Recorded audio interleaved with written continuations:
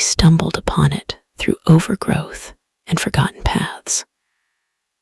A walled garden with no gate, only an arch wrapped in vines, as if the world had hidden it on purpose. But the garden remembered. It always had. Inside, time moved differently. Flowers bloomed that they didn't recognize, but felt strangely familiar. Each petal carried a feeling, each scent a moment. The garden had grown from their memories. They paused at a small clearing where a swing hung from a tree. It swayed gently, though there was no wind. They knew that swing. It had held laughter, and once a goodbye. Beneath the swing, the grass was pressed flat in the shape of their younger self. Not a ghost, not a memory, just an imprint. A soft reminder that who they had been still lived here. They sat there for a while, listening to the sounds the world had forgotten: buzzing bees, shifting soil, the slow rustle of a garden that had grown without permission or apology.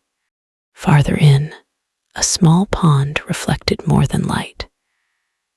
In it, they saw moments playing pretend, breaking down in secret. That time they smiled and meant it. The water held all versions of them, softly shimmering. They dipped a hand in. The reflections blurred. But when the water settled, it held only one version, them now.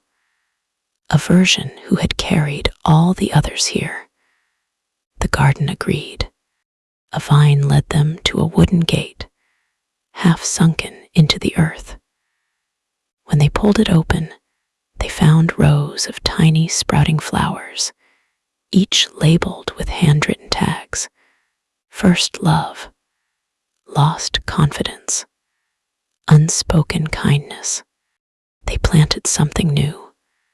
No name, no label, just a seed they held without knowing why. And somehow, the ground knew what to do. The garden didn't ask for clarity, only care. As they stood, a breeze finally moved. Not from weather, but from within. The kind of shift that doesn't rush in, but rises quietly, like remembering a name you haven't said aloud in years. They wandered toward the oldest tree. Beneath it sat a bench. On the bench, a note, not written, but grown letters formed from roots and bark. It read, "You are allowed to bloom again." They cried, not from sorrow, but release. The kind of tears that fall when a part of you realizes it was never forgotten. Just quiet, waiting for sunlight again. As they rose to leave, the garden shimmered, not disappearing, but folding in, into memory, into breath, into something they could carry forward, even on concrete, even in winter.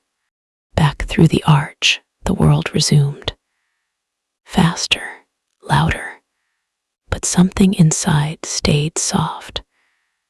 The garden still bloomed this time within them, and when the noise became too much, they knew where to return. Not with feet, but with stillness. Because the garden that remembered them had taught them to remember themselves.